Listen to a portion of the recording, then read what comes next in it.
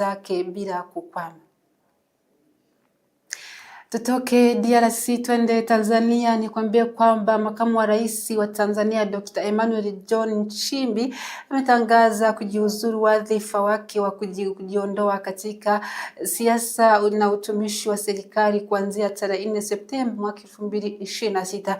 Katika taarifa iliyotolewa na ofisi ya makamu wa rais jijini Dodoma mnamo tarehe 25 Agosti, Nchimbi alieleza kuwa alikuwa amewasilisha barua kwa rais wa Tanzania Samia Suluhu Hassan ikimtaarifu kuhusu uamuzi wake wa kujiuzuru wadhifa huo.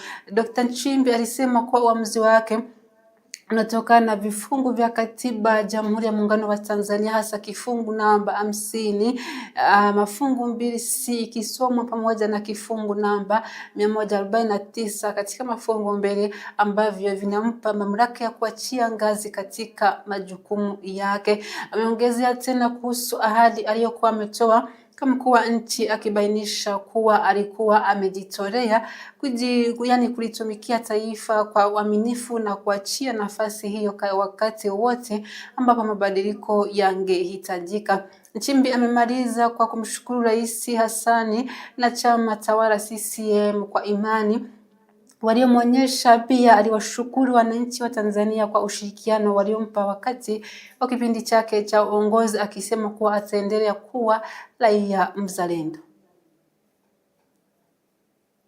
Nimalizie kwa hii hapa nikwambie kwamba watoto wachanga 15 ndio walipoteza maisha katika